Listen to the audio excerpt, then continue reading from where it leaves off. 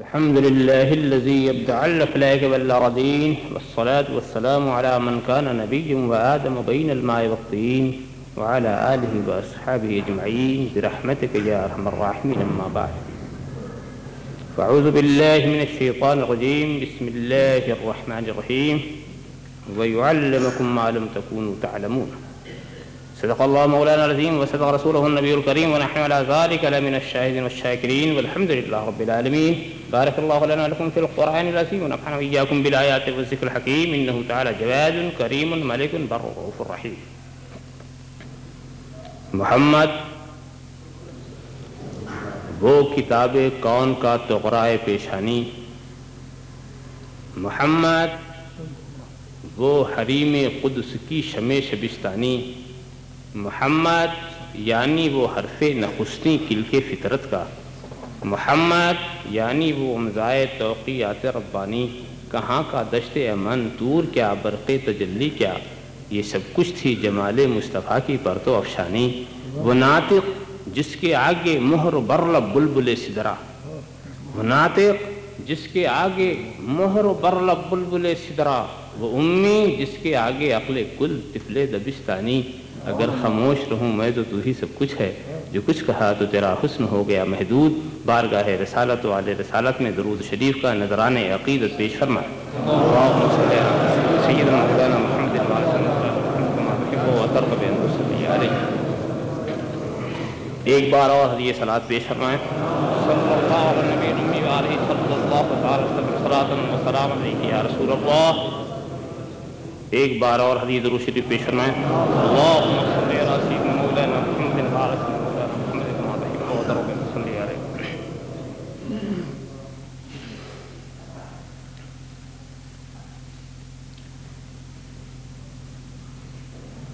میرے لیے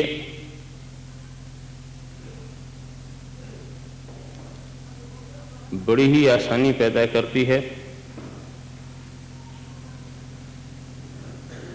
حضرت علامہ ریحان رضا خان صاحب دامت برکاتہ القدسیہ نے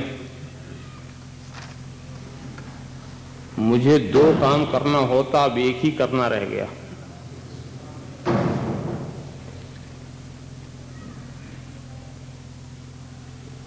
اس لیے کہ جب تک باطل کی عمارت کو ڈھا نہ دیا جائے اس جگہ پر حق کی عمارت کی تعمیر ہو ہی نہیں سکتی. تو ڈھانا بھی مجھے کو پڑتا، بنانا بھی مجھے کو پڑتا. تو ایک کام انہوں نے ایسے حسن خوبی کے ساتھ کر دیا کہ اب میرے لیے صرف میدان ہی میدان ہے، جتنی بڑی چاہوں عمارت بنا دوں. اللہم صلی علی سیدنا مولانا محمد کما تحب و ترضى ان تصلی علیہ. بڑی سہولت ہو گئی.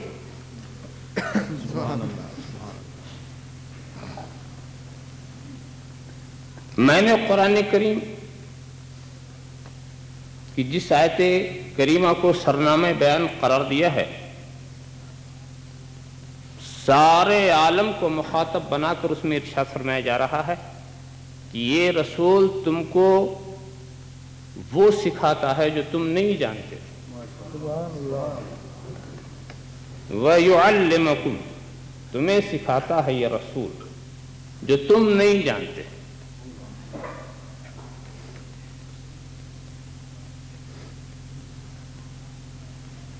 ویسے سکھانے والوں کی ایک بہت لمبی فہرست ہماری نگاہوں کے سامنے. حضرت آدم سے لے کر حضرت عیسیٰ تک سکھانے والے لوگ آتے ہی رہے. یہ نفوس قدسیہ سکھانے ہی کے لیے آئے تھے، اور وہ کم و بیش کو سامنے رکھتے ہوئے اگر یہ فرض ہی کر لیا جائے کہ انبیاء کرام کی تعداد 1,24,000 افراد پر مشتمل تھی، تو سرکار کے آنے سے پہلے 1,23,999 سکھانے والے آ چکے.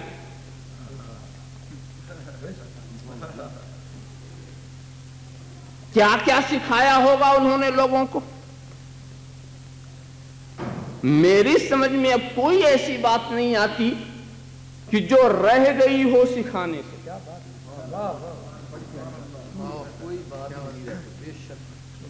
مگر اگر یہ کہا جاتا، قرآن یہ کہتا کہ تمہارے یہ رسول وہ سکھاتا ہے جو تم بھلا چکے ہو، تو میں سمجھتا کہ سکھانے والے سکھا چکے ہیں مگر ہم نے فراموش کر دیا۔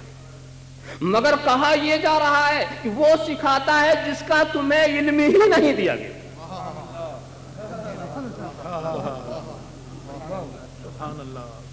تمہیں اس کا علم ہی نہیں دیا گیا۔ اور یہ صرف میں نہیں کہوں گا، آج حضرت مسیح کی شہادت بھی پیش کر دوں، انہوں نے بھی سکھایا اپنے سکھانے والوں کو، انہوں نے بھی اچھی طرح سے سکھا کر کے کیا کہا کہ یہ جو کچھ میں بتا چکا ہوں یہ نہ سمجھنا کہ میرے سینے میں اتنا ہی ہے، جو کچھ میں سمجھا چکا ہوں بس اتنا ہی میرے پاس ہے، یہ مت سمجھنا۔ ان لی امورا کثیرۃ ایضا لاقول لکم، میرے پاس بکثرت ایسی چیزیں ہیں جو تمہارے سامنے پیش کرنا چاہیے، تمہارے ہی لیے ہیں، تمہیں کو سکھانے کے لیے ہیں، مگر اس وقت معاملہ ایسا ہے لیکن لا تستطيعون ان تستمعوا الآن، مگر تم اس کے سمجھنے کی بات چھوڑو، سننے کی بھی طاقت نہیں رکھتے، تم میں اس بات کی استطاعت ہی نہیں ہے کہ تم اسے سن سکو۔ اب سوال پیدا ہوا کہ جب سن نہ سکیں گے تو پھر محروم ہی رہ جائیں گے۔ پھر حضرت مسیح نے اطمینان دیا، نہیں محروم نہیں، اما اذا جاء ذالک روح الحق، مگر جب وہ روح حق آئے گا فَيُرْشِدُكُمْ إِلَىٰ جَمِيعِ الْحَقِّ، تو وہ روح حق جب آئے گا تو سارے حق کی تعلیم دے دے گا، اب کچھ نہیں بچائے گا۔ فَيُرْشِدُكُمْ إِلَىٰ جَمِيعِ الْحَقِّ، معلوم ہوا ایک روح حق کے لیے کچھ چھوڑا جا رہا ہے، ایک آنے والا ہے جس کو حضرت مسیح کیا کہتے ہیں، وہ روح حق ہے، اور جب وہ روح حق آئے گا، جب وہ روح حق آئے گا یرشدکم الی جمیع الحق، سارے حق کی سارے علوم تمہیں وہ عطا فرمائے گا۔ ابھی تم سننے کی صلاحیت نہیں رکھتے، اس آنے والے کا انتظار کرو۔ میں تو دیکھتا ہوں کہ انبیاء کرام دو مقصد کے لیے جس نبی کی بھی تعلیم اٹھاؤ، کچھ سکھاتے ہیں، اور جب سکھا کے بعد میں کچھ بچتا ہے یعنی صلاحیت نہیں ہے سیکھنے والوں میں، تو کسی کا منتظر بنا رہے، اس آنے والے کا انتظار کرو۔ اور پھر کیا، وہ روح حق ہے، حقانیت و صداقت کی روح ہے، جہاں وہ ہے وہاں حق ہے، جہاں وہ نہیں وہاں حق نہیں۔ سبحان اللہ۔ اگر تمہارا عمل اس کی ذات سے خالی ہے تو وہ عمل باطل ہے، اور اگر اس تمہارے عمل میں وہ موجود ہے تو وہ حق ہے، وہ روح حق ہے۔ پڑھو ایسا کلمہ جس میں اس کا ذکر نہ ہو، پڑھو ایسا کلمہ جس میں اس کا ذکر نہ ہو۔ میں کہوں گا کہ اگر تم ایسا کلمہ پڑھتے ہو کہ اس روح حق کا ذکر نہیں ہوتا تو کلمے کا مفہوم کتنا اچھا ہو، مگر وہ اسلام کا کلمہ نہیں بن سکتا۔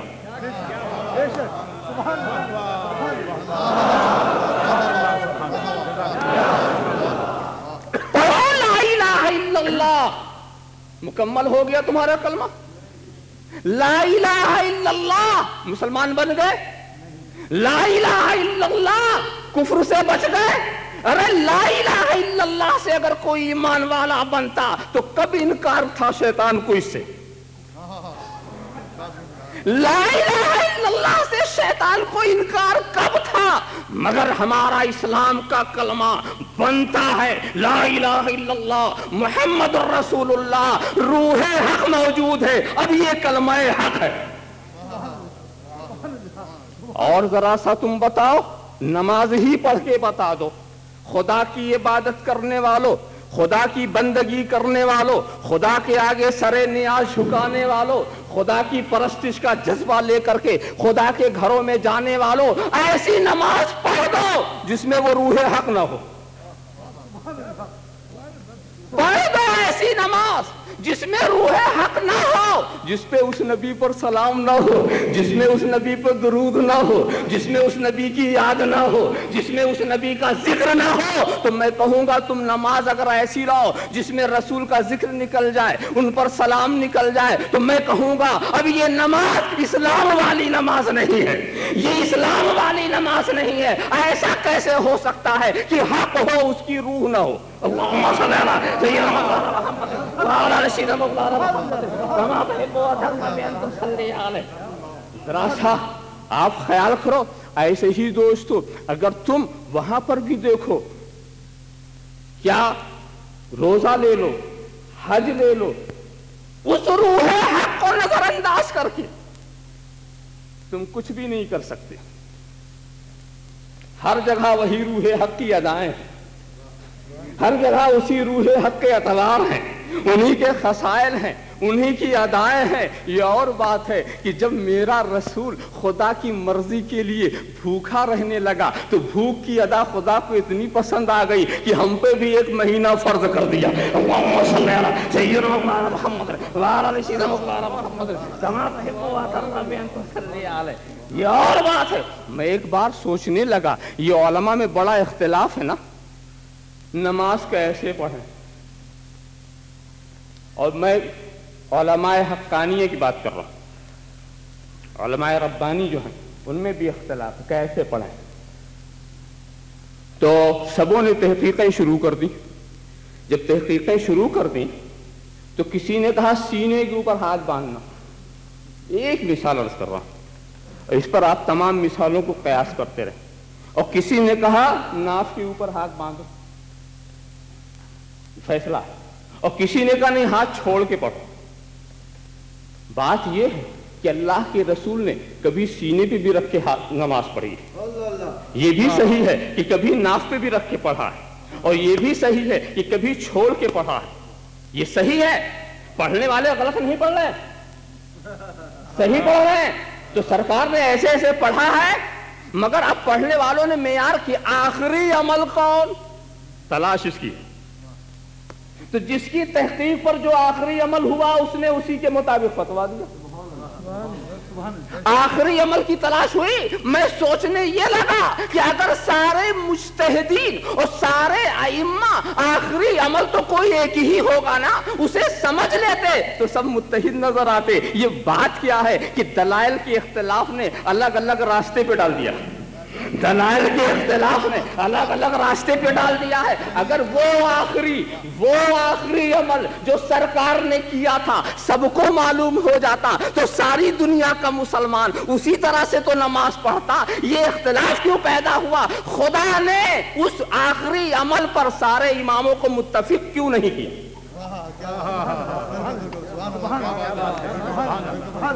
اس آخری عمل پر رب تبارک و تعالیٰ نے متفق کیوں نہیں کیا؟ اس لیے کہ محبوب کی وہ بھی تو ادا تھی، محبوب کی وہ بھی تو ادا تھی۔ اگر کسی ایک عمل پر متحد کر دیا جائے تو دوسری ادائیں فراموش ہو جائیں گی۔ میں متحد ہونے نہ دوں گا، میں متحد ہونے نہ دوں گا تاکہ حق کی روح ہر رنگ میں نظر آئے۔ اللہم صلی علی سیدنا محمد وعلی آل سیدنا محمد کما تحب وترضى بأن تصلي علیہ۔ ذرا صاحب خیال کرو، تو عبادتوں میں بھی ان کی اداؤں کا لحاظ، جو عبادتوں میں بھی انہی کی اطاعت کا لحاظ، وہ روح حق۔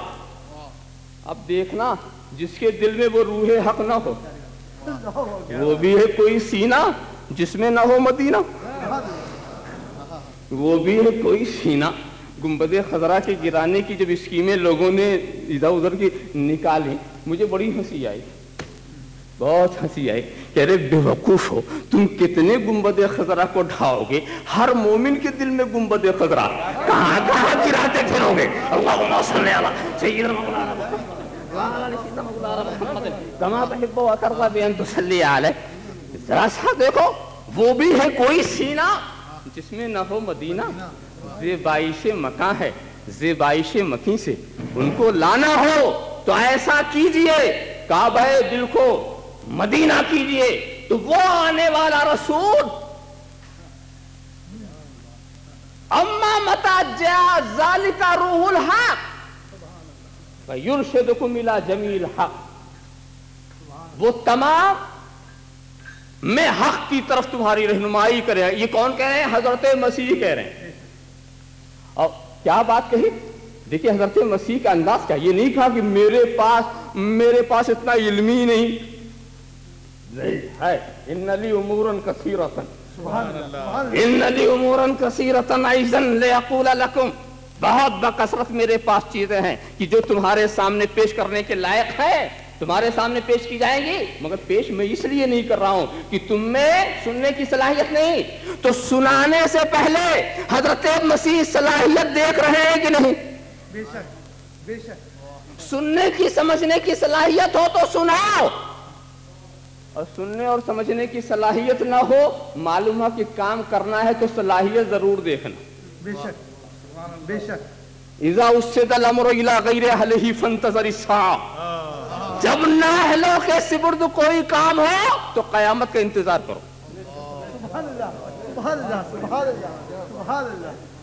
اب قیامت کا انتظار کرو. نااہلوں کے ذمے وہ کام لیا جا رہا. اگر نااہل کوئی کام کر رہا ہو، بھائی سیدھی سی بات ہے، اس کو ایسے سمجھو، پرائمری درجے کا ایک طالب علم اور پڑھانے والا پوسٹ گریجویٹ، تو جتنا علم اس کے پاس ہے کیا بتائے گا پرائمری درجے والے کو؟ نہیں.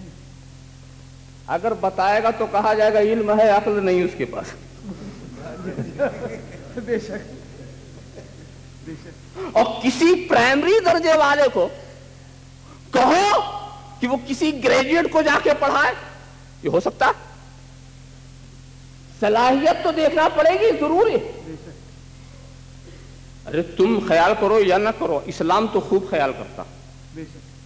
اسلام خوب خیال کرتا، وقت کا خیال، موقع کا خیال، سننے والوں کی صلاحیت کا خیال، بولنے والے کی استعداد و لیاقت کا خیال. اسلام تو خوب کرتا، خوب کرتا. ارے بھئی تم نے نہیں سنا اللہ کے رسول کے تعلق سے وہ ارشاد قرآنی، داعیاً الی اللہ باذنہ، داعیاً الی اللہ باذنہ، یہ رسول اللہ کی طرف بلاتا ہے اللہ کے حکم سے. کیسے بلاتا ہے؟ اللہ کے حکم سے. جب خدا کا اذن ہوگا تو بلائے گا. اب خدا کا اذن کب ہو یہ خدا جانے، مگر جب ہوگا تو رسول بھی اپنی دعوت پیش کرنے میں اذن الہی کا منتظر. وہ رسول جو اپنی نبوت کے تعلق سے کہے کہ حضرت آدم آب و گل کی منزلیں طے کر رہے تھے اور میں نبی تھا، وہ رسول اور وہ اذن الہی کا منتظر جب خدا اذن دے گا. 15 سال کے ہوئے نہیں اذن ہوا، 20 سال کے ہوئے نہیں اذن ہوا، 25 سال کے ہوئے نہیں اذن ہوا، 26 سال کے ہوئے نہیں اذن ہوا، 30 سال کے ہوئے نہیں اذن ہوا، 35 سال کے ہوئے نہیں اذن ہوا. اور میرا رسول جذبہ فراواں ہدایت کا لیے ہوئے ہے مگر بول نہیں رہا ہے، اس لیے کہ اذن نہیں. نبوت لیے ہوئے ہے، نبوی شان لیے ہوئے ہے، دعوت کی تڑپ لیے ہوئے ہے، قوم کی حالت دیکھ رہا ہے، تڑپ رہا ہے رسول، مگر اذن نہیں ہے اس لیے نہیں بولیں گے.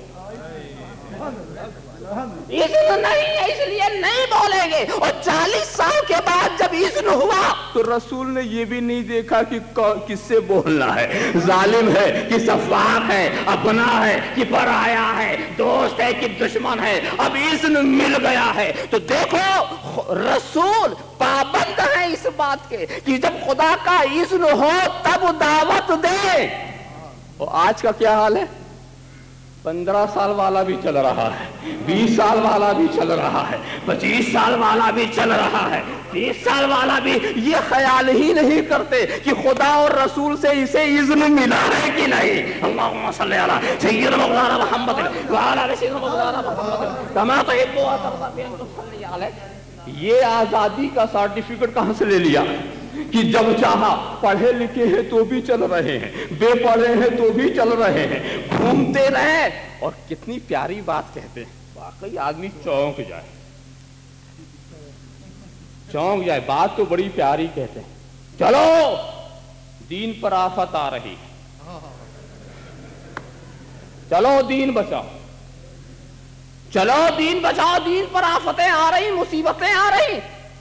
ہم نے کہا بہت اچھا، یہ تو بڑا اچھا کام ہے، بڑے اچھے کام کے لیے بلا رہے ہیں، مگر ہمارے اندر کچھ مزدور ہیں، کچھ تاجر ہیں، کچھ دکاندار ہیں، کچھ کاشتکار ہیں، انہوں نے سوچا کہ جب ہم 40 دن تک دین بچانے کے لیے نکلیں گے تو ہماری دکان کا کیا حال ہوگا،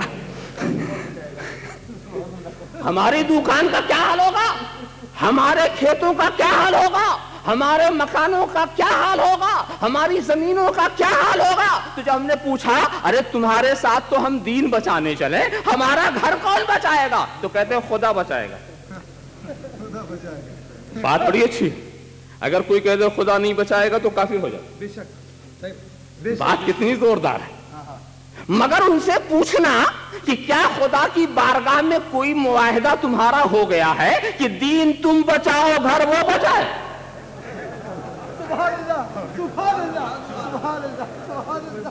اچھی تقسیم ہو گئی ہے کہ گھر تو خدا بچائے اور دین ہم بچائیں۔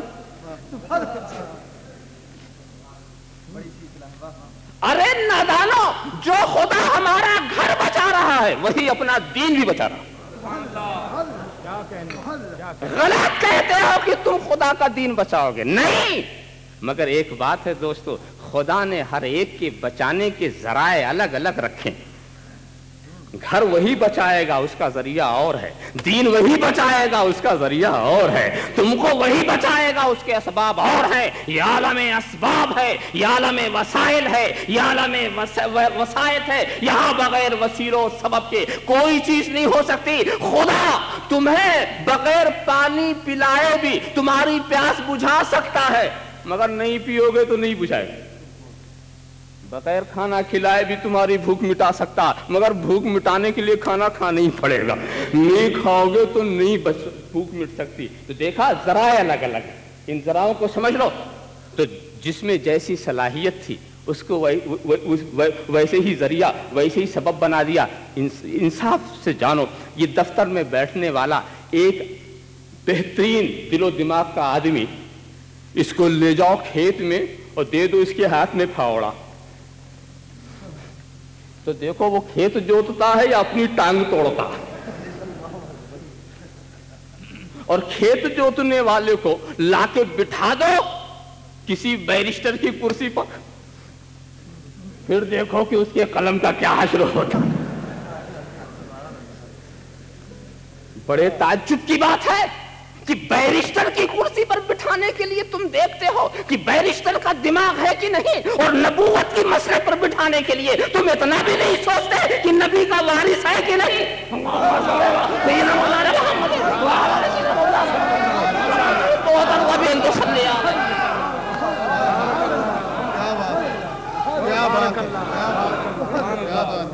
صلی اللہ علیہ نبی المی وعلیہ صلی اللہ علیہ وسلم، صلاۃ و سلام علیک یا رسول اللہ۔ میں نہیں کہہ، یاد رکھو، تو خدا نے ہم کو سبب بنایا ہے اپنے گھر کے بچانے کا۔ تاجروں تجارت کرو گھر بچاؤ، کسانوں کاشتکاری کرو گھر بچاؤ، پروفیسروں پڑھو پڑھاؤ گھر بچاؤ۔ ہم کو ذریعہ بنا دیا ہے خدا نے، ہم کو سبب بنا دیا ہے، اور جب دین بچانے کی بات آئی کہا یہ کام میں جاہلوں سے نہیں لوں گا، سبحان اللہ، یہ دین بچانے کی بات ہے، اس کے لیے صدیق اکبر کو بڑھاؤں گا، فاروق اعظم کو بچاؤں گا، علی مرتضیٰ کو بچاؤں گا، عثمان غنی کو بڑھاؤ۔ جب دین بچانے کی بات آ گئی تو پھر یہ دیکھو خدا نے ہمیشہ دین کو بچایا ہے کہ نہیں، بچایا ہے کہ نہیں۔ جس وقت منکرین زکات نے اپنا فتنہ اٹھایا تو خدا نے اپنے دین کو بچایا صدیق اکبر کے ذریعہ۔ جس وقت روم و ایران کی سلطنتوں نے خشمگین نگاہوں سے اسلام کو دیکھا، خدا نے اپنا دین بچایا فاروق اعظم کے ذریعہ۔ جس وقت خوارج کے فتنوں نے سر اٹھایا، خدا نے اپنا دین بچایا علی مرتضیٰ کے ذریعہ۔ اور جب یزید نے اسلام کی صورت کو مٹانا چاہا، اسلام کی شکل و صورت کو تباہ کر دینا چاہا، دیکھو تخت پر بیٹھنے والا یزید، دمشق کے تخت کے اوپر شاہی کا تاج پہننے والا یزید، اس نے جب خدا کے دین کی صورت کو بدلنا چاہا، کلمے کے نام پر، اسلام کے نام پر، ایمان کے نام پر بدلنا چاہا، تو خدا نے اپنے دین کو بچایا حسین ابن علی کے ذریعے۔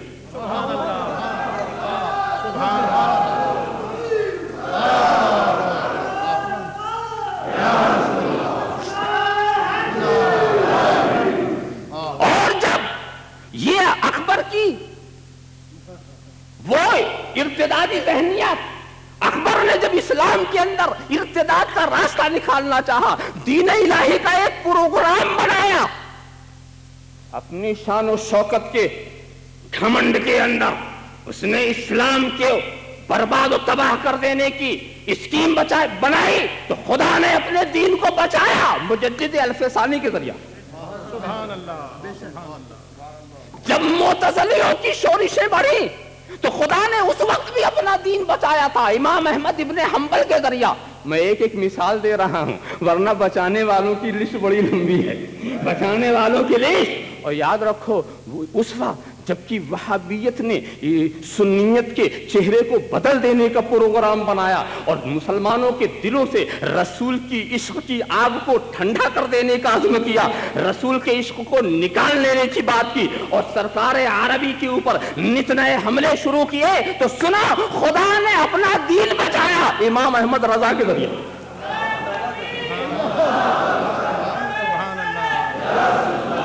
تو خدا نے اپنا دین بچایا، کبھی غوث جیلانی کے ذریعہ، کبھی خواجہ اجمیری کے ذریعہ، کبھی محبوب الہی کے ذریعہ، کبھی قطب الدین بختیار کاکی کے ذریعہ، مجاہدین کے ذریعہ، اولیاء کے ذریعہ، علماء کے ذریعہ۔ علماء سے کہا نکل پڑو اپنی تقریر سے دین بچاؤ، اولیاء سے کہا نکل پڑو اپنے کردار سے دین بچاؤ، مجاہدین سے کہا نکل پڑو اپنی تلوار سے دین بچاؤ۔ تو خدا ان بیوقوفوں کو دیکھ رہا ہے، ان بیوقوفوں کو دیکھ رہا کہ اپنا دین تو بچانے کا انتظام میں نے ہی کر دیا، ان کو کیا فکر لگی ہے۔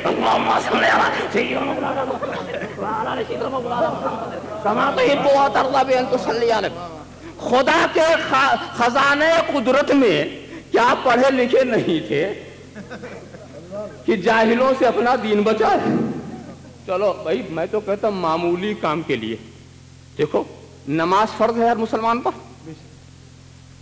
اچھا اس میں کوئی شرط ہے؟ مرد عورت سبھی کو فرض ہے نا، اور اس کی فرضیت کا یہ حال ہے کہ 5 وقت فرض ہے۔ اور یہ بھی دیکھ لیں کہ اگر معذور ہے جب بھی فرض، کھڑے ہو کے نہیں پڑھ سکتے بیٹھ کے پڑھو، بیٹھ کے نہیں پڑھ سکتے لیٹ کے پڑھو، اشارے سے پڑھو، یہ بھی نہیں ہو سکتا تو فرضیت ساقط نہیں ہے، قضا کرنی پڑے گی۔ ذرا سا دیکھو فرض ہے نا، نماز ہر حالت میں ہر ایسے سے فرض، یہ بچہ امر بالمعروف بھی کیا اسی طرح سے فرض ہے؟ دعوت دینا، اچھی بات کا حکم دینا کیا ہر مسلمان پر اسی طرح سے فرض ہے؟ اس کو کیا کہتے ہیں؟ فرض کفایہ۔ اس کو کیا کہتے ہیں؟ فرض کفایہ۔ فرض کفایہ کا مطلب کیا ہے کہ اگر ایک جماعت اسے پورا کرے تو سب سے فرض ساقط ہو جاتا ہے، اور اگر کوئی جماعت اس میں نہ ہو تو سب مجرم۔ میں پوچھتا ہوں یہ فرض کفایہ خدا نے رکھا کیوں؟ اتنا اچھا کام یہ ہر مرد مومن پر فرض ہونا چاہیے۔ یہ فرض کفایہ، اس کو تو فرض عین ہونا چاہیے۔ یہ فرض کفایہ کیوں؟ اس لیے کہ یہ کام ایسا ہے جس کے لیے کچھ صلاحیتوں کی ضرورت ہے، اور وہ صلاحیتیں ہر ایک میں نہیں ہوتی۔ سبحان اللہ، سبحان اللہ، سبحان اللہ، سبحان اللہ۔ ارے بھائی میں آپ کو بتاتا ہوں، ملک بچانا ضروری ہے کہ نہیں؟ ہے تو بڑے چھوٹی سی بات ہے، ملک بچانا ضروری، بہت ضروری ہے۔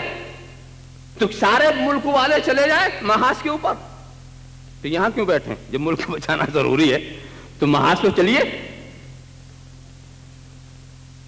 یہ شہری لوگ جو ہیں چلے جائیں سب محاذ پر، کہا نہیں، کہا کیوں؟ پھر ملک کیسے بچے گا؟ کہا انہی میں اس کے لوگ ہیں مگر چنے ہوئے ہیں تو انہی میں سے مگر چنے ہوئے ہیں۔ کہا کس نے چنا؟ کہا گورنمنٹ نے چنا، معلوم ہمارے بھی ووٹ سے نہیں گئے۔ حکومت نے چنا ہے تو حکومت اپنے ملک کو بچانے کے لیے خود انتخاب کرتی ہے، تو خدا اپنے دین کو بچانے کے لیے خود انتخاب فرمائے گا۔ ہاں، ووٹ سے نہیں بنے گا، خود انتخاب فرمائے گا۔ اور اس کے بعد پھر دیکھو، آسان ہے فوجی بننا، ذرا جاؤ فوجی بن جاؤ آسانی سے، حالانکہ ملک کو بچانے کی بات کتنی اچھی ہے۔ اور دیکھو فوجی ہمارے 2.5 لاکھ یا 3 لاکھ جو بھی ہوں، جب وہ جیتتے ہیں تو ہم کہتے ہیں ہم جیت گئے، حالانکہ ہم تو گھر بیٹھے تھے، اور وہ ہارتے ہیں تو ہم کہتے ہیں ہم ہار گئے۔ معلوم ہوا کہ یہ جو محاذ پہ لگے ہوئے ہیں، ان کی جیت ہماری جیت ہے اور ان کی ہار ہماری ہار ہے۔ تو یہ علماء اولیاء جو ہیں، ان کی تبلیغ ہماری تبلیغ ہے، ان کی دعوت ہماری دعوت ہے، اور ان کی خاموشی ہماری خاموشی۔ کیا بات، سبحان اللہ۔ آپ خیال کرتے چلے جائیں۔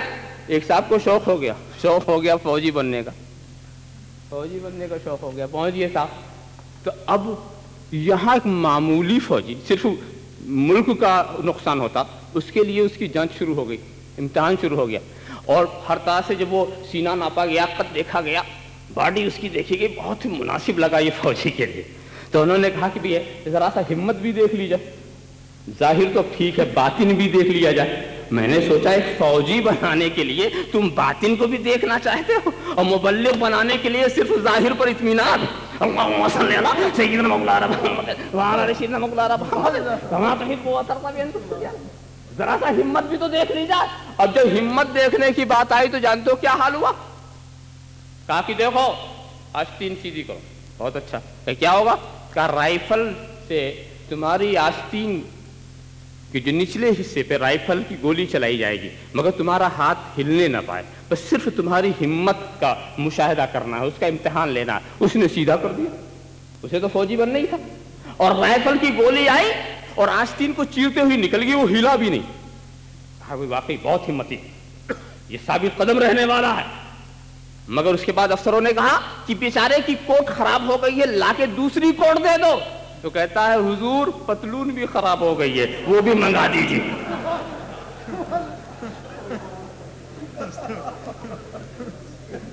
یہ چلے ہیں ملک بچانے۔ سبحان اللہ، سبحان اللہ، سبحان اللہ۔ معلوم یہ ہوا کہ صلاحیت کو دیکھو، نبی بھی کہہ رہا ہے کہ ہمارے سینے میں علوم کا ایک ذخیرہ ہے، مگر ابھی تم اس کو سمجھ نہیں سکتے، ابھی تم اس کو مان نہیں ہے۔ وہ آنے والے کا انتظار کرو۔ ایک ہی آنے والے کی بات کی ہے کہ ایک آنے والا آئے گا پھر سب کچھ سکھا دے گا۔ سب کچھ سکھا دینے کا مطلب یہ ہے کہ اب اس کے بعد پھر کسی کا انتظار نہ کرنا، اب باقی ہی کیا بچا جو رہ گیا، سب سکھا دے گا۔ تو معلوم ہے حضرت مسیح کے اندر کچھ کمی نہ تھی، مگر انہوں نے اعتراف کر لیا کہ جتنا علم حضرت مسیح نے دیا وہ کم تھا، اس سے جو دینا رہ گیا تھا۔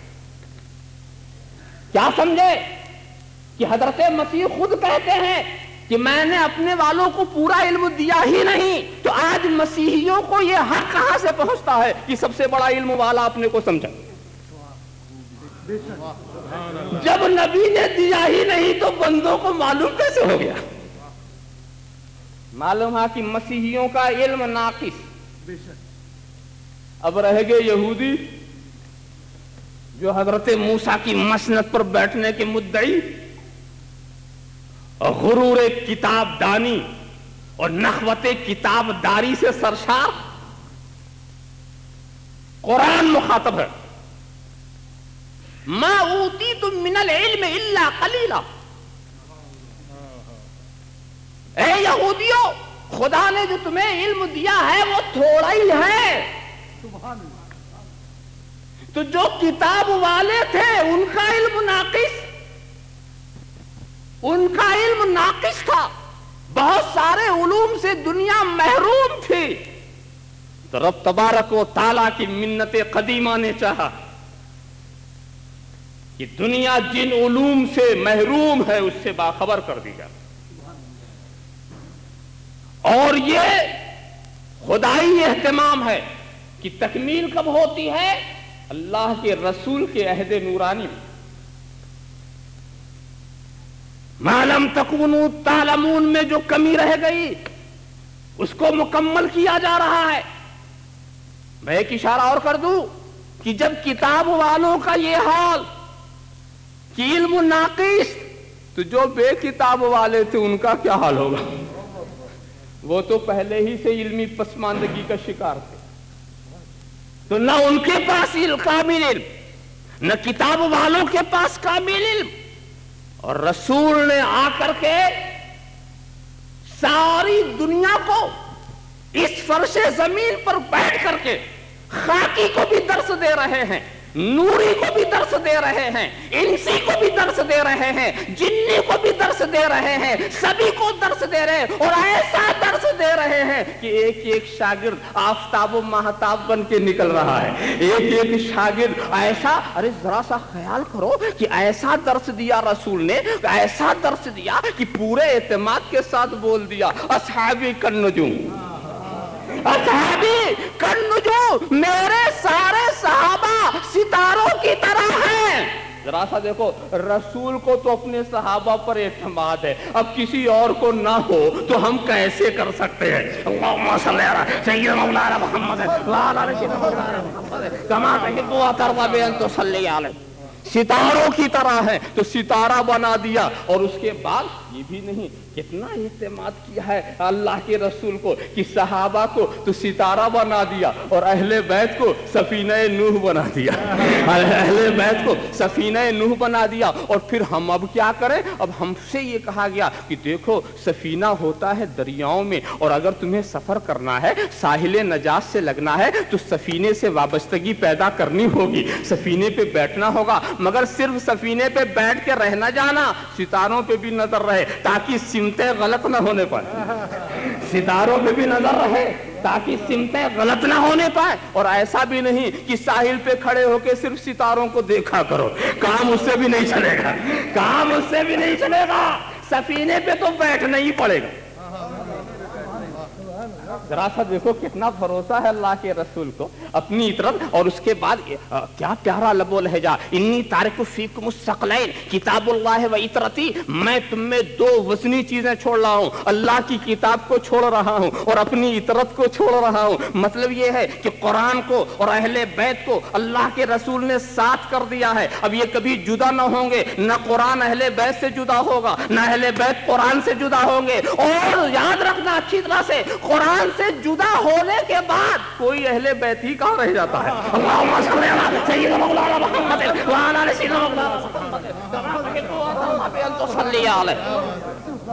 ذرا سا خیال کرو، اور واقعی دوستو دونوں میں کبھی جدائی نہ ہو سکی۔ اگر اس دونوں کے اتحاد کو دیکھنا ہے، قرآن اور اہل بیت کے اتحاد کو سمجھنا ہے، تو اس نقطے سے سمجھو کہ قرآن کے اوپر ایک مرتبہ مصائب و مشکلات کے پہاڑ توڑے جا رہے تھے، قرآن کی صورت بدلی جا رہی تھی، قرآن کے احکام کو بدلا جا رہا تھا۔ جب قرآن کی صورت بدلی جا رہی تھی تو اہل بیت کا گھرانہ میدان کربلا میں پہنچ گیا اور پہنچ کر اے قرآن ہم تجھے بدلنے نہ دیں گے، ہم تیری اصل شکل و صورت کا تعارف کرا کے رہیں گے۔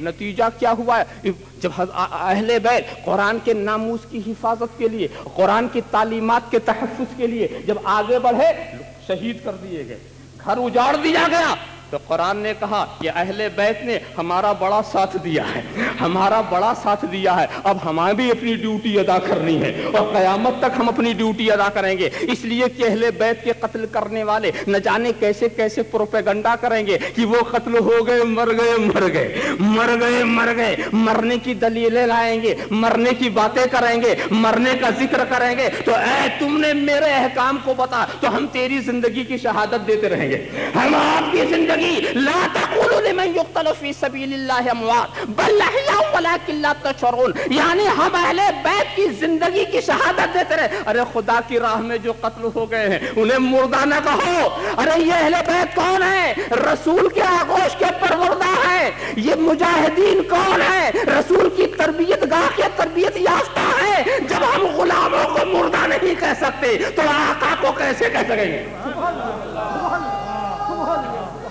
اللہم صلی علی سیدنا مولانا محمد وعلی آلہ سیدنا مولانا محمد کما تحب و ترضى بأن تصلی علیہ۔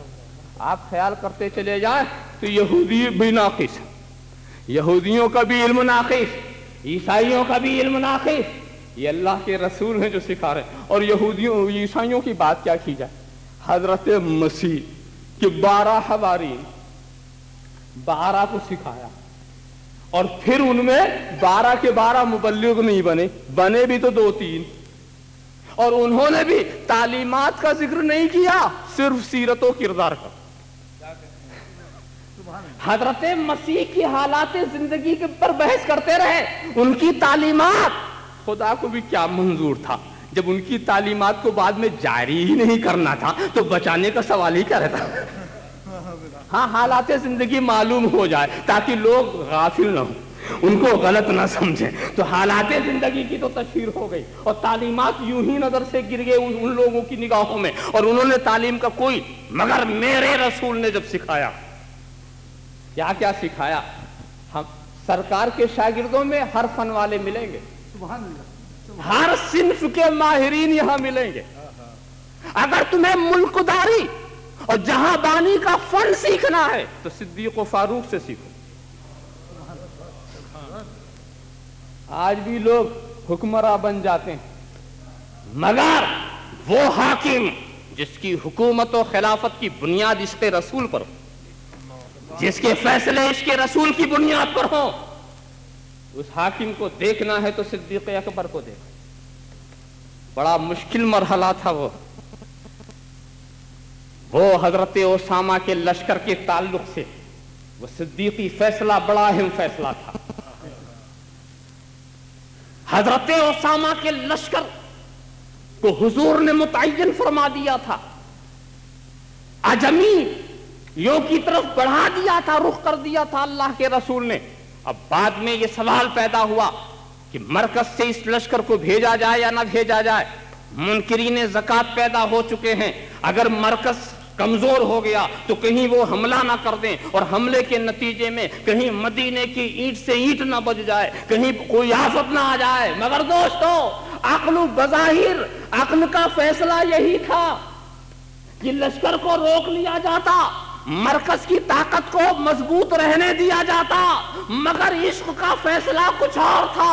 حضرت صدیق اکبر نے اپنی عقل کو عشق پر قربان کر دیا، اور عشق جب بڑھتا ہے تو عقل نیاز مندانہ سامنے نظر آتی ہے، عقل نیاز مندانہ سامنے آتی ہے۔ عشق والا بے خطر کود پڑا آتش نمرود میں، عشق عقل ہے محو تماشا ہے لبے بام۔ ابھی میں حضرت صدیق اکبر کا فیصلہ کیا ہوتا ہے، ما کانا لے ابن ابی قحافہ ان یرد رائے رسول اللہ صلی اللہ علیہ وسلم۔ ابو قحافہ کے بیٹے میں یہ جرأت نہیں ہے کہ رسول کی رائے کو پلٹ دے،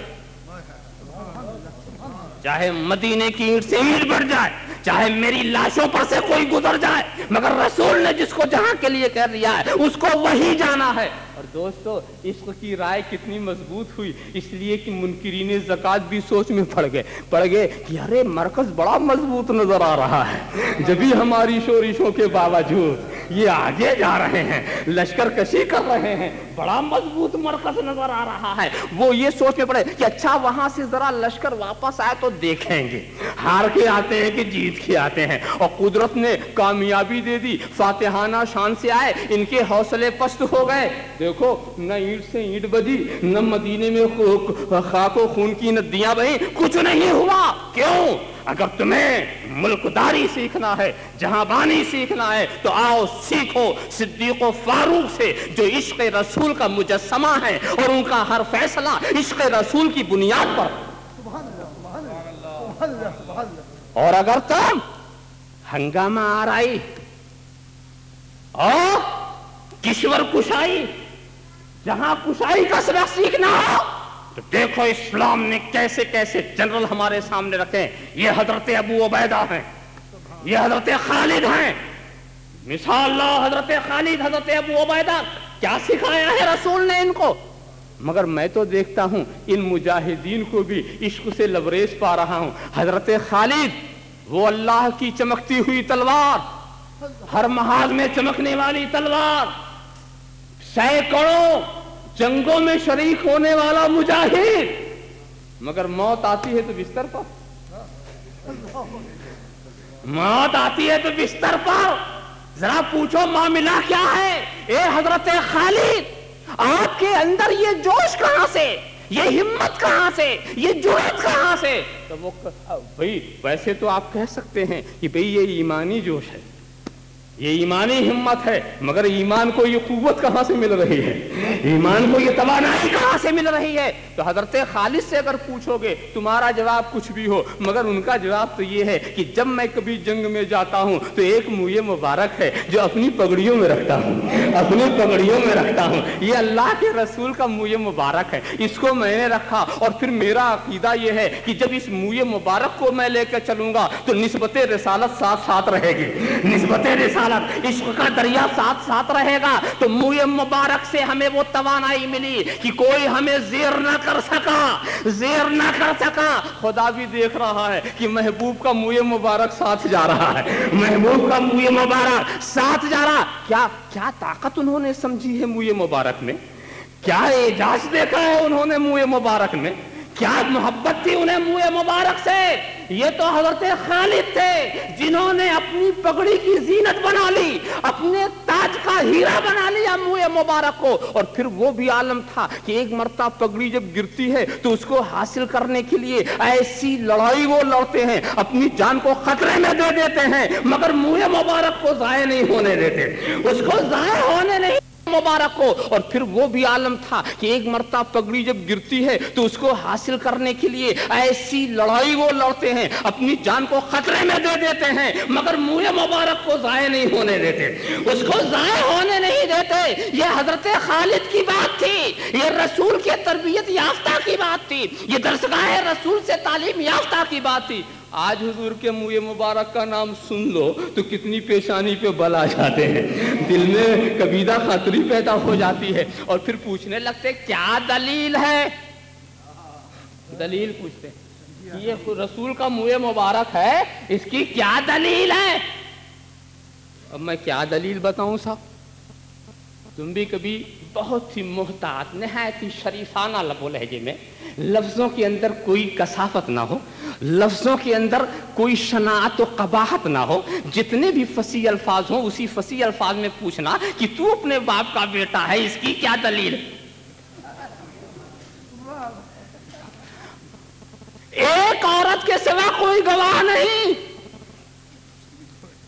ایک عورت کے سوا کوئی گواہ نہیں۔ اگر ایک عورت کی گواہی سے تو اپنے باپ کا بیٹا ہو سکتا ہے تو جس کو سارے مسلمان گواہ دیں، سارے ایمان والے گواہ دیں، اب اس کی بھی دلیل تلاش کرنے کی ضرورت رہ گئی۔ اللہم صلی علی سیدنا مولانا محمد وعلی آل سیدنا مولانا محمد کما تحب و ترضى ان تصلی علیہ۔ ذرا سا جو سیکھنا ہے تو حضرت خالد کا وہ جذبہ دیکھو، رسول سے الفت دیکھو، عشق دیکھو۔ صرف تلوار لے کے نہیں بڑھ جاتے تھے، اللہ کے رسول کی نسبت بھی لے کے جا رہے ہیں، ان کا عشق لے کے جا رہے ہیں، منہ مبارک کی بے پناہ محبت لے کے جا۔ تو سیکھنا ہے تو ان سے سیکھو۔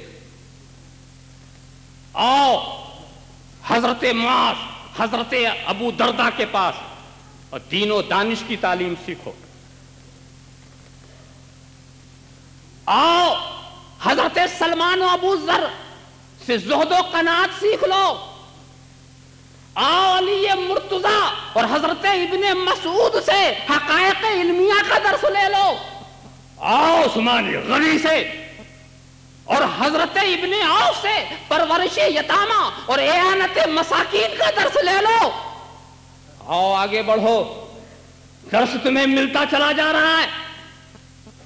حضرت زید ابن ثابت، حضرت ابی ابن کعب سے فرائض اسلامیہ کا درس لے لو۔ یعنی میرا رسول جس کو سکھا رہا ہے معلم بنا رہا، ساری دنیا کو سکھانا ہے تو کوئی پہلو چھوٹنے نہ پائے۔ میں تو عجیب بات ہے، میں نے حاتم کی سخاوت کا بڑا ذکر سنا ہے، بڑا سخی تھا، بڑا سخی تھا، کسی کے لیے گھوڑا کاٹ دیا تھا، کسی کے لیے کچھ کر دیا تھا، ہوا رہا ہوگا سخی۔ مگر مجھے بتاؤ کیا حاتم نے کبھی سخاوت تو خود کی، کیا کسی کو سخی بنا سکا؟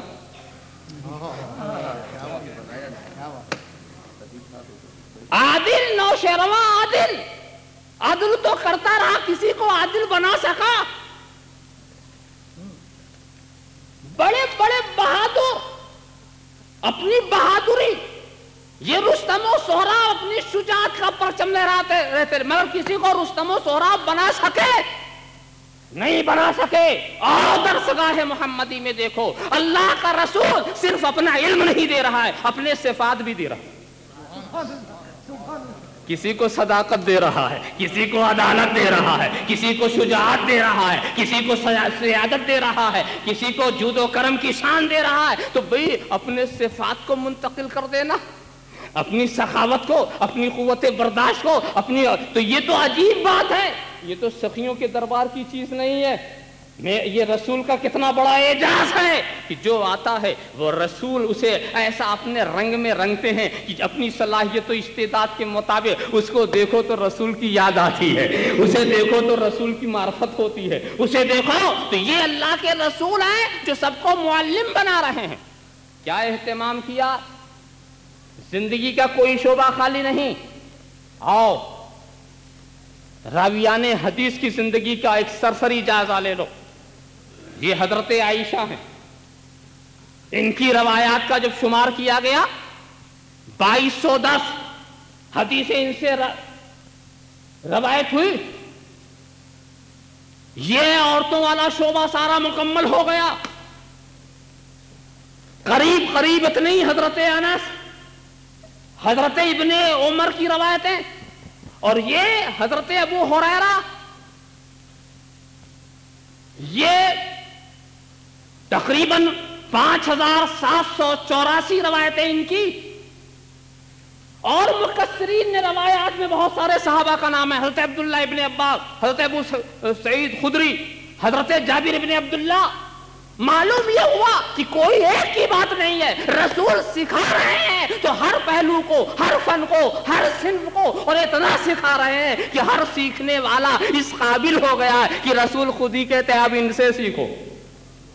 اصحابی کا نجوم یہی میں اقتدیتم اہتدیتم، جس سے بھی سیکھو گے، جس کی بھی پیروی کرو گے ہدایت پاؤ گے۔ آپ خیال کرتے چلے جائیں کیسا سکھایا ہے سکھانے والے نے اور کیسا سمجھا۔ مگر ایک بات بتاؤ، جس کو اللہ کے رسول نے براہ راست سکھا دیا ہے اس میں کوئی ایسا ہے جس کی مثال تم اپنے مجمع سے نکال سکو؟ نہیں۔ آج مسلمانوں کی کیا تعداد ہے دنیا میں؟ ارے کروڑ، 90 کروڑ تک پہنچا دیا۔ تھوڑی سی محنت ہو جائے گی، ارب ترقی ذرا سی اگر ہوئی تو ارب۔ مگر مجھے بتاؤ کہ اسلام کے لیے سب سے بہتر دور یہ تھا کہ وہ تو 1,24,000 ہی تھے نا، کم و بیش۔ صحابہ کرام 1,24,000 اور یہاں کروڑ، تو یہ بہتر کہ وہ۔ آپ کہیں گے نہیں کروڑ ہوگا تو یہی بہتر ہوگا۔ کروڑ ہو گئے، ارے یہ کروڑ ایسے ہیں کہ اگر چھٹائی ہو جائے ایسوں کی کہ جن کی شکل و صورت ہی سے پتہ نہیں چلتا کہ یہ کدھر کے ہیں، تو پتہ نہیں کہ کروڑ میں کتنی کمی کرنی پڑے۔ مگر لو مان لو تو دیکھو رسول نے تو 1,24,000 افراد تیار کیے، تو تمہارے کروڑوں مسلمانوں میں اگر کوئی صدیق اکبر ہو تو نکالو، کروڑوں مسلمانوں میں کوئی علی مرتضیٰ ہو تو نکالو، کروڑوں مسلمانوں میں کوئی خالد ابن ولید ہو تو نکالو، اذان دینے والوں کی کمی نہیں ہے، کوئی بلال حبشی ہو تو نکالو، نکالو بلال حبشی ہو تو نکالو۔ ان کروڑوں مسلمانوں میں خواتین کی میدان میں جاؤ تو کوئی خدیجۃ الکبریٰ ہو تو نکالو، کوئی فاطمۃ الزہرا ہو تو نکالو، کوئی عائشہ صدیقہ ہو تو نکالو، کروڑوں مسلمانوں میں سے۔ تو ہم سوچنے لگے اے اللہ کے رسول، جب آپ کے بنائے ہوئے ایک انسان کی مثال ہم کروڑوں مل کے نہیں بن سکے تو آپ کی مثال کیسے بن جائے گے؟ اللہم صلی علی سیدنا مولانا محمد وعلی آل سیدنا مولانا محمد کما تحب وترضى بأن تصلی علیہ صلی اللہ علیہ النبی الامی وعلیہ صلی اللہ تعالی علیہ وسلم صلاۃ و سلام علیک یا رسول اللہ۔ تو اللہ کے رسول سکھا رہے ہیں اور ایسا سکھا رہے ہیں دوستو کہ یہ ساری درسگاہیں، یہ سارے مکاتب، یہ سارے مدارس، تاریخ کے اوراق کو پلٹو، یہ غرناطہ، یہ بغداد، یہ اسپین، یہ سسلی، یہ ترکستان، یہ الجزائر، یہ چین و تاتا، یہ سارے مکاتب مدارس کس نے قائم کیے ہیں؟ رسول کے انہی غلاموں نے کیے۔ علم رسول پھیلتا چلا جا رہا ہے، رسول کی تعلیم پھیلتی۔ اور ایک بات ہے، بڑے روشن خیال ہیں یہ اسلام کے ماننے والے بھی، بڑے روشن، بہت اعلیٰ ظرف ہیں، ان میں تنگ دلی نہیں، سکھانے میں یہ نہیں دیکھتے کہ اپنا ہے کہ پرایا، سبھی کو سکھاتے ہیں، اور سیکھنے میں بھی یہ نہیں دیکھتے کہ یہ علم اپنے وطن کا ہے کہ باہر کا، سب سیکھتے ہیں، سب سکھاتے ہیں۔ یہ رسول کی تعلیم کا اثر ہے، ورنہ لوگوں کا تو عجیب حال ہے، زبان کی بنیاد پر تقسیم ہو رہی ہے، یہ فلاں زبان والا ہے، یہ فلاں بھاشا بولتا ہے، مگر اللہ کے رسول نے کہا نہیں۔ ہمارے ہندوستان کا بھی ایک بڑا پرابلم ہے زبان کا، جو ہندی بالکل نہیں جانتے ان پر بھی ہندی مسلط کی جانے والی، اس کی اسکیمیں بن رہی ہیں، حالانکہ بہت مشکل ہے کہ اس میں کامیابی ہو، مگر کوشش ہو رہی ہے۔ کیوں؟ وہ سمجھ یہ رہے ہیں کہ اردو جو ہے یہ مسلمانوں کی زبان، کیا نادانی کی بات ہے۔ زبان کا تعلق مذہب سے نہیں ہوتا، زبان کا تعلق وطن سے ہوتا۔ عرب کا مسلمان عربی بولتا ہے، فارس کا مسلمان فارسی بولتا ہے، انگلستان کا مسلمان انگلش بولے گا، جس دیار کا جو مسلمان ہوگا، تو زبان کسی مذہب سے اس کا تعلق نہیں ہوتا۔ زبان کا تعلق جو ہوتا ہے اس خاص ماحول اور وطن کی زمین سے ہوا کرتا ہے۔ اگر اردو مسلمانوں کی زبان ہے تو جو اردو نہیں بولتے ان کو کدھر ہم کر دیں؟ اردو نہ بولنے والوں سے زیادہ ہے، آپ کیا کریں تو معلوم ہوا، مگر وہ زور لگا رہے ہیں بات۔ اور ہمیں کیوں تکلیف ہو رہی؟ تکلیف اس لیے ہو رہی ہے کہ ہماری ایک پوری تہذیب اس زبان میں منتقل ہو چکی ہے، ہمارے تعلیمات کا ایک بڑا ذخیرہ اسی زبان میں ہے، اس لیے تکلیف ہو رہی ہے کہ صدیوں سے جو ہم نے کوشش کی ہے، اب اس کوشش کو دوسری زبان میں کیسے منتقل کیا جا سکتا، جس پر صدیاں لگ گئیں دوسری زبان میں۔ مگر ہم تو سمجھتے ہیں کہ خدا کو یہی منظور ہے کہ دوسری زبان غالب آ جائے اور ہم مجبور ہو جائیں کہ اپنے خیالات کو، اپنے نظریات کو، اسلامی باتوں کو اردو کے بجائے ہندی زبان میں منتقل کر دیں، دوسری زبان میں منتقل کر دیں۔ ہماری ساری دولت، ہمارا سارا سرمایہ جب اس دوسری زبان میں منتقل ہو جائے گا تو وہ زبان بھی ہماری ہی نظر آئے گی۔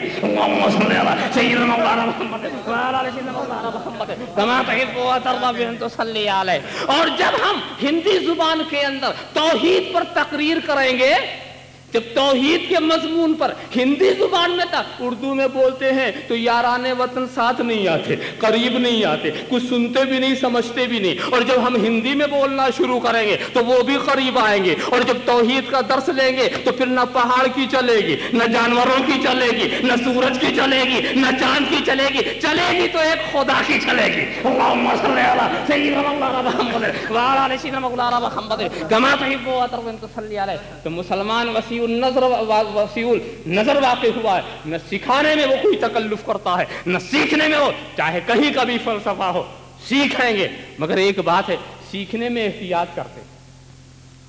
فلسفہ سیکھو، کہیں کا بھی فلسفہ سیکھو، اپنوں سے سیکھو، غلط سے سیکھو گے گڑبڑ ہو جائے گا، مصیبت آ جائے گی۔ اپنوں سے سیکھو۔ میں آپ کو بتاؤں، اس سوال کا جواب بھی واضح ہو جائے گا۔ یہ کیا بات ہے؟ قرآن ایک، اس میں کوئی شک کی بات نہیں، اسلام ایک، دین ایک، خدا ایک، قبلہ ایک، رسول ایک۔ یہ کلمہ پڑھنے والے 73 کیسے؟ جب سب ایک ہی ہے تو یہ 73 کیسے؟ تو جواب ملے گا کہ قرآن تو ایک ہے، اسلام ایک ہے، دین ایک ہے، خدا ایک ہے، رسول ایک ہے، سکھانے والے 73 ہیں۔ یہ سکھانے والے 73 ہیں۔ تو سنو، یہی قرآن کریم ہے، ہدایت کی چیز کی نہیں، اس میں کیا شک و شبے کی بات ہے، مگر اسی قرآن کو تم قادیانی سے پڑھو، قادیانی ہو جاؤ گے. اسی قرآن کو معتزلیوں سے پڑھو، معتزلی ہو جاؤ گے. اسی قرآن کو قدریہ سے پڑھو، قدری ہو جاؤ گے. اسی قرآن کو جبریہ سے پڑھو، جبری ہو جاؤ گے. اسی قرآن کو باطنیوں سے پڑھو، باطنی ہو جاؤ گے. اسی قرآن کو جہمیہ سے پڑھو، جہمیہ ہو جاؤ گے. اسی قرآن کو دوسرے نظریات رکھنے والوں سے پڑھو، انتہا یہ کہ دہریوں سے پڑھو تو دہریہ ہو جاؤ گے. اسی قرآن کو دہریوں سے پڑھو تو دہریہ ہو جاؤ گے، اور اسی قرآن کو وہابیوں سے پڑھو تو وہی ہو جاؤ گے. قرآن وہی ہے، اور اگر کسی عاشق رسول سے پڑھ لو تو عاشق رسول ہو جاؤ گے. اگر کسی رسول کے چاہنے والے سے پڑھ لو تو چاہنے والے بن جاؤ. تو سیکھنے سے پہلے دیکھنا کہ سکھانے والا کون ہے، کدھر سے آیا ہے. ذرا سا دیکھا. ارے میں آپ کو بتاؤں ایک بڑی خراب یہ فلسفے کا فن جو ہے، اس کے اندر بڑا الہاد، بڑا کفر ہے اس کے اندر بھرا ہوا کفر. قرآن میں تو ہدایت ہی ہدایت ہے، مگر غلط پڑھانے والا ہو تو اس سے بھی آدمی گمراہ ہو جاتے ہیں. مگر فلسفے کے اندر کہیں ارسطو کے خیالات، کہیں افلاطون کے خرافات، کہیں سقراط و بقراط کی واہیات باتیں، اس کے سوا ہے کیا اس میں؟ اگر تم اسی فلسفے کی کتاب کو پڑھو تو ایمان ڈگمگا جائے. مگر میں تمہیں بتاتا ہوں کہ اسی فلسفے کی کتاب کو میں نے بھی اپنے استاد سے 10 سال پڑھی ہے، مگر 10 سال پڑھ گیا ایمان میں ذرا لچک بھی نہیں آئی. کفر والی، الہاد والی، زندیقی والی کتاب اگر سکھانے والا اپنا ہے تو خیال نہیں بدلتا. اگر سکھانے والا اپنا ہے تو خیال نہیں بدلتا، اس لیے کہ جب سکھانے والا اپنا ہے تو کفر کی کتاب کو پہلے مسلمان بناتا ہے پھر سکھاتا ہے. اللہم صلی علی سیدنا مولانا محمد وعلی سیدنا مولانا محمد کما تحب وترضى بأن تصلي علیہ. مگر اگر سکھانے والا اپنا نہیں ہے تو قرآن بھی غلط سکھائے گا، حدیث بھی غلط. تو دیکھو اسی لیے رسول نے اس بات کی تاکید کی ہے ادھر ادھر سے نہ سیکھنا، اس سے سیکھو جس کے سیکھنے کا رابطہ ہمارے دامن سے لگا ہوا. اور جو رسول یہ دیتے تھے کہ انتہا. کسی زمانے میں ایک مفکر نے یہ بات کہی کہ یہ جو قوس قزح جس کو کہتے ہیں، آسمان کے اوپر جو کمان بنتی، تو اس نے کہا ان کا عقیدہ یہ تھا کہ یہ خدائی کمان ہے، خدائی عذاب کی علامت ہے. یہ سب اس وقت کے عقیدے بنے ہوئے تھے. مگر جب اس نے کہا نہیں، یہ بارش میں سورج کی شعاؤں کا انعکاس ہے، اتنا انکشاف پر اس کے ساتھ جانتے ہو سلوک کیا ہوا؟ قید کر دیا گیا، اور قید ہی میں مر گیا. روما کے قید خانے میں مر جاتا ہے اور اس پر بھی تسکین نہیں، مرنے کے بعد اس کی لاش اور اس کی کتابوں کو جلا دیا جاتا. تنزلی تو آپ دیکھیں.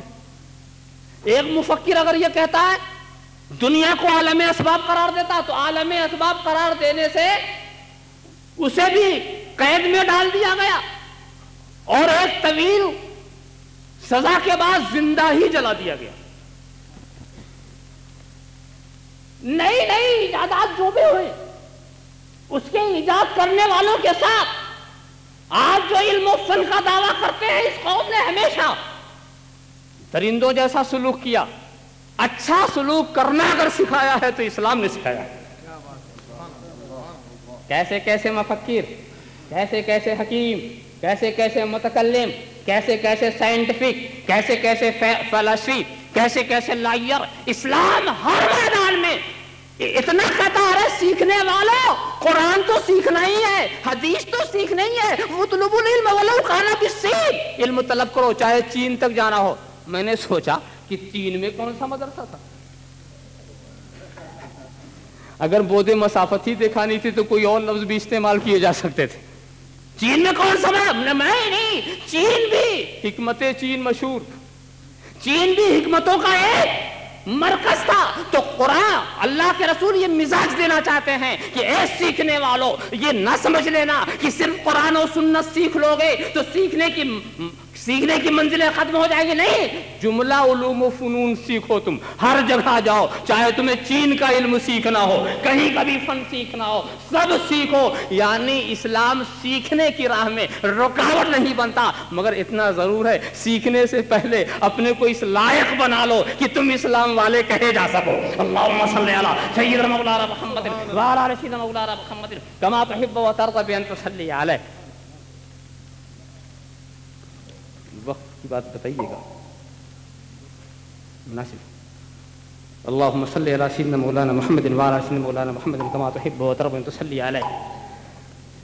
مولانا اعظمی صاحب کہتے ہیں کہ ابھی وقت ہے، اور اس انداز سے کہتے ہیں جیسے نہیں ہے۔ اچھا اچھا،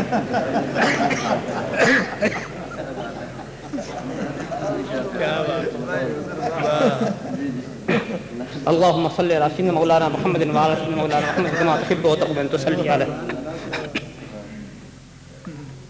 خیر، اللہ کے رسول نے یہ بھی واضح فرما دیا کہ اللہ کا رسول سکھاتا کیا ہے۔ وَيُعَلِّمُهُمُ الْكِتَابَ وَالْحِكْمَةَ، کتاب سکھاتا ہے، حکمت سکھاتا ہے۔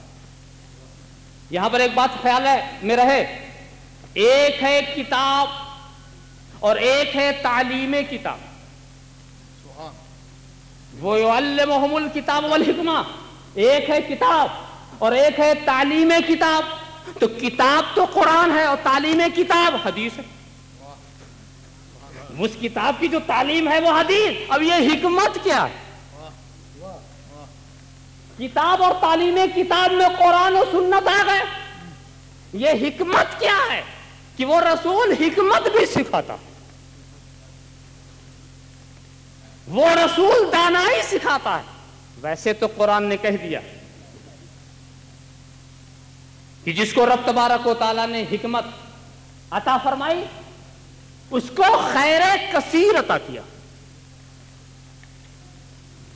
فقد اوتیٰ خیرا کثیرا، خیر کثیر، تو خیر کثیر کا نام حکمت۔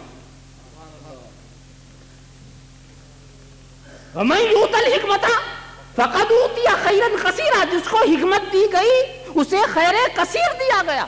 تو خیر کثیر، فضائل حمیدہ، محاسن کثیرہ کا نام حکمت ہے۔ اللہ دے رہا ہو، کہہ رہا کہ یہ خیر کثیر، تو بھی خیر کثیر وہی تو بانٹے گا جس کے پاس خود خیر کثیر ہو۔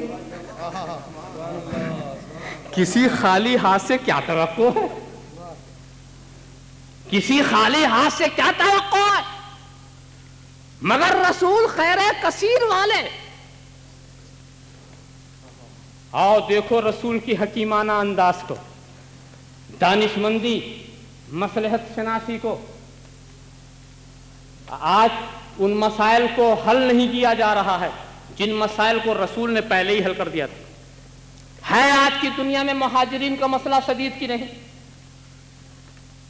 جہاں سے کوئی مہاجر نکلتا ہے، ہمارے ہندوستان سے کچھ مہاجر چلے، یہ مہاجر ہمارا ملک چھوڑ کے دوسرے گئے، ان بیچاروں کا نام بھی ایک نہیں رہا، تین نام مل گیا۔ ایک نام وہ ہے جو ہندوستانی دیتا، کہتا یہ مفرورین ہے، اور ایک نام وہ ہے جو یہ خود دیتے ہیں، ہم مہاجرین ہیں، اور ایک نام وہ ہے جو وہاں کے رہنے والے دیتے ہیں، یہ ریفیوجی ہیں۔ تین نام مل گئے، یہ پناہ گزین ہے۔ مسئلہ حل نہیں ہو رہا، دنیا حیران ہے مہاجرین کے مسئلے کو حل کرنے میں، ہر ملک پریشان ہے، مگر اللہ کے رسول نے کیا سلسلے مواقعات طے کیا، بھائی بھائی بنا دیا، تاکہ مکے والا مدینے کو یہ نہ سمجھے کہ ہمارا وطن نہیں۔ مہاجرین کے لیے دیکھو مواقع، تو رسول کس لیے آئے تھے؟ رسول اس لیے آئے تھے کہ تم کو بھائی بھائی بنا دیں۔ لوگوں نے کیا کیا؟ رسول ہی کو بھائی کہنا شروع کر دیا۔ کیا تماشا!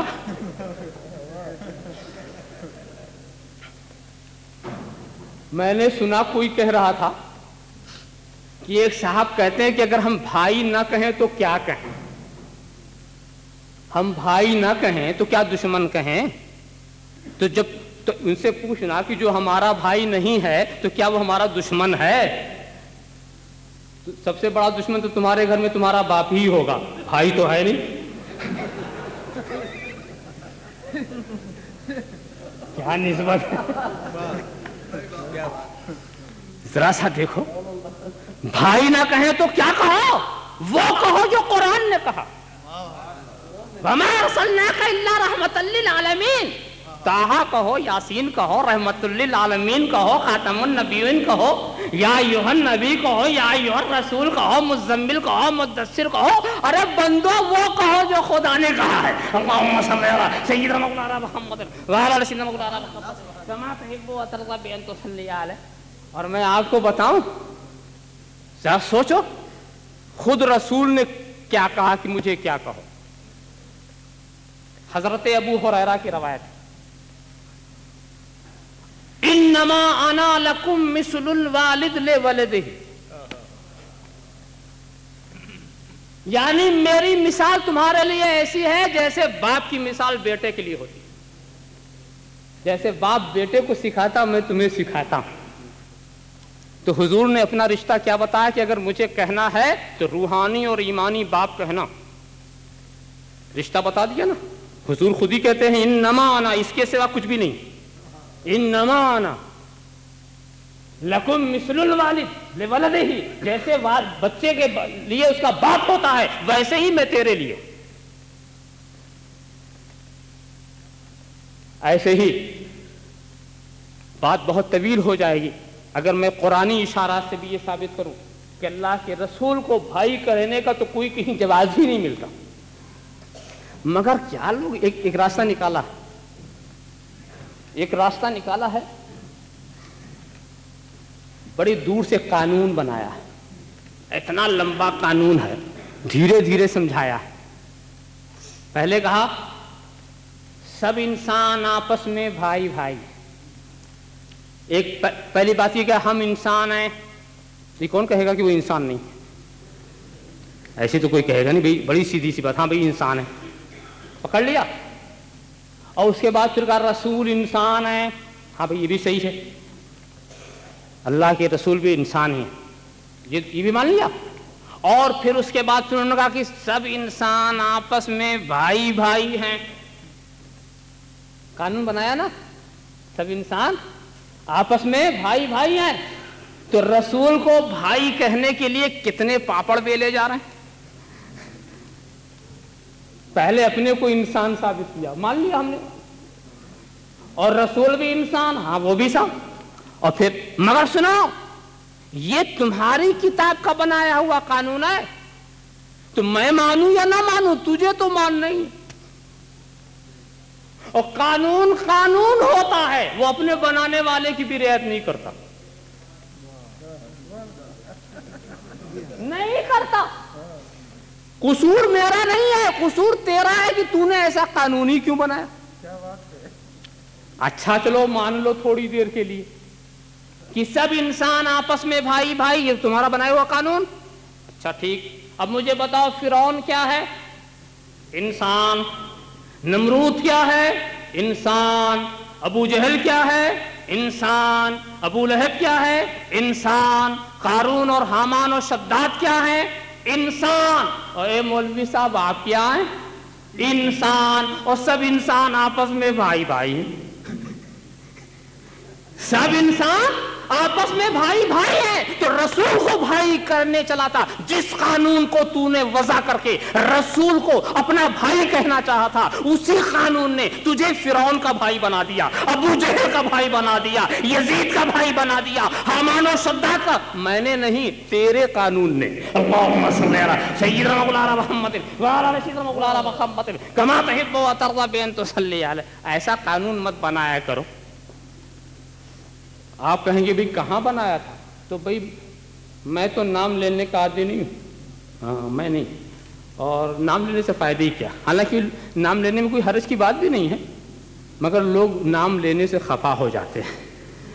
میں نے سوچا کہ نام اگر اتنا ہی برا ہے تو ماں باپ نے رکھا ہی کیوں؟ اگر نام لینے میں کوئی قصور ہے، یعنی کتاب لکھنے میں قصور نہیں، سنانے میں قصور ہے، چھپانے میں نہیں قصور، چھپانا ٹھیک ہے مگر سنانا. تو میں اکثر کہا کرتا ہوں کہ جب چھپانا تھا تو چھپایا کیوں تھا، اور جب چھپا چکے ہو تو چھپاؤ گے کیسے؟ چھپانے کی چیز چھپا دیا. تو اس لیے بہرحال پھر بھی کچھ دل دہی کرنی ہی ہے. میں یہ نام نہیں لینا ہے، اور اس محفل میں اگر میں یہ نہ بتاؤں تو حرج ہی کیا ہے کہ یہ تقویت الایمان کی بات ہے، اسماعیل دہلوی کی لکھی ہوئی، اس کے بتانے کی ضرورت ہی کیا ہے. اللہم صل علی سیدنا مولانا محمد وعلی آل سیدنا مولانا محمد کما تحب وترضى بأن تصلی علیہ. یہ میرا رسول ہے جو حکمت بھی سکھاتا ہے اور کتاب بھی سکھاتا ہے. قربان جاؤ اس رسول کے اوپر کہ جس کا نام ہی حکیم ہے، جو کتاب لایا ہے وہ بھی حکیم ہے، جو نازل کرنے والا ہے وہ بھی حکیم ہے. میرا خود بھی حکیم ہے، میرا رسول بھی حکیم ہے، اور یہ کتاب بھی حکیم ہے. اور حکیم سے کوئی فعل حکمت سے خالی نہیں ہوتا. بڑی وضاحت اور بڑی تفصیلات کا موقع تھا مگر میں مختصر کر رہا ہوں. ہاں ذرا سا وسعت نظری دیکھو، کیا اس فقرے سے دیکھو کہ کلمۃ الحکمت دالۃ الحکیم اسے وجدہا اخذہا. حکمت کا کلمہ حکیم کی گمشدہ چیز ہے، جہاں پاتا ہے لے لیتا. اس فقرے کو غلط ترجمہ کی، اس فقرے کا غلط مطلب بیان کیا جاتا ہے، اسی لیے میں نے خاص طور سے پڑھ دیا. لوگ کہتے ہیں چلو ان کی بھی سنائیں. کہا کیوں؟ چلو ان کی بھی سنائیں. پوچھا کیوں؟ کبھی جو اچھی بات ہوگی لے لیں گے. ہم نے کہا جب اتنے تم قابل ہو تو تمہیں جانے کی ضرورت ہی کیا ہے؟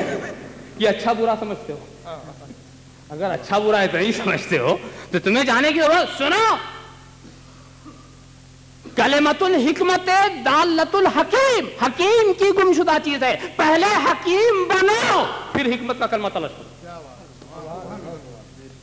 آتا کچھ نہیں گئے ہیں حکمت کا کلمہ تلاش کرنے. پہلے حکیم بنو، اور جب حکیم ہو جاؤ گے تب تمہاری سمجھ میں آئے گا کہ حکمت کا کلمہ کیا، پھر تمہیں آزادی ہوگی. اسی لیے ہمارے علماء کو آزادی ہے جو حکیم بن چکے ہیں کہ وہ ہر کتاب کو پڑھیں اور اس کی باطل خیالات و نظریات کو نکال کر کے اس کا رد و ابطال کریں. ان کو حق ہے، مگر ان کا پڑھنا جتنا حلال ہے عام آدمی کا پڑھنا ویسے ہی حرام ہے. اللہم صلی علی سیدنا مولانا محمد وعلی آل سیدنا مولانا محمد کما تحب وترضى بأن تصلی علیہ. وہ ناطق جس کے آگے مہر برلب بلبل سدرا، امی جس کے آگے عقل کل طفل دبستانی. کیسے کچھ سکھایا میرے رسول نے؟ ان کو سکھایا جن کے لیے الفاظ ہے امیون لا یعلمون الکتاب. یہ امی ہے، کتاب کا علم نہیں رکھتے. ایسے کچھ سکھایا رسول نے. یہاں امی کا بھی لفظ آ گیا ہے اور اس لفظ کو بھی نزاعی صورت دے دی گئی ہے. اس لیے ایک بات اس سلسلے کی میں عرض کر دوں. اس لیے کہ امی کا ترجمہ لوگ کیا کر دیتے ہیں؟ ان پڑھ. تو ان نبی الامی کا ترجمہ کیا کرتے ہیں؟ ان پڑھ نبی. ترجمہ دیکھ لینا، جہاں یہ ترجمہ ملے ان پڑھ نبی سمجھ لینا ترجمہ کرنے والا ان پڑھ تھا، اور پھر اس کے بعد بند کر دینا. اب کسی ترجمے پہ بھروسہ نہیں ہو سکتا. ان پڑھ نبی. ان سے پوچھو کہ نبی کا ترجمہ کیا ہے. نبی تو عربی لفظ ہے نا، نبی حضور کا نام تو نہیں ہے، عربی لفظ ہے، اس کی بھی تو کچھ ترجمہ ہے. اس کا ترجمہ کیوں نہیں کیا؟ تو نبی کا ترجمہ دو ہی ہو سکتا ہے. نبی کہتے ہیں خبر دینے والا، خبر رکھنے والا، خبر دینے والا. یہی نبی کا ترجمہ دو ہی ہو سکتے ہیں. ہر خبر دینے والا نہیں. ریڈیو کو نبی نہ کہہ دینا، اخبارات کو نبی نہ کہہ دینا. نبی وہ خبر دینے والا جو نبی کے سوا کوئی دوسرا دے نہ سکے، یعنی غیب کی خبر دینے والا. تو نبی کہتے ہیں غیب کی خبر دینے والا، غیب کی خبر رکھنے والا. تو اب اگر نبی کا ترجمہ کرتے النبی الامی، ان پڑھ غیب بتانے والا، تو لوگ کہتے کیسے تم احمق، جب وہ غیب بتاتا ہے تو ان پڑھ کیسے؟ دیکھا آپ نے؟ مگر نہیں، اصل چیز یہ ہے کہ قرآن کا ترجمہ عربی لغت کو سیکھ کر کے کوئی نہیں کر سکتا. قرآن جس قوم کے سامنے پیش کیا گیا تھا وہ عرب تھے، مگر صدیق اکبر بھی قرآن کے سمجھنے کے لیے محتاج ہے رسول عربی کے۔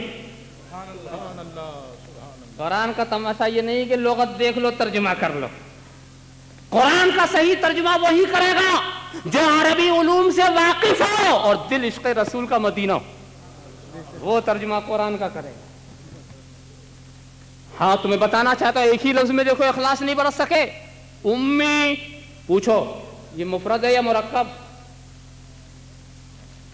دو لفظوں سے بنا ہے یہ، ام اور یا نسبتی۔ امی یہ مرکب ہے، مفرد نہیں ہے۔ ام کے معنی ماں، امی ماں والا، یعنی ماں والی جو کیفیت ہوتی ہے وہ امی ہوتی ہے۔ کیا مطلب؟ اگر شکم مادر میں تم جاہل ہو اور پیدا ہوئے جاہل ہو کر، یہ جہالت امی ہے۔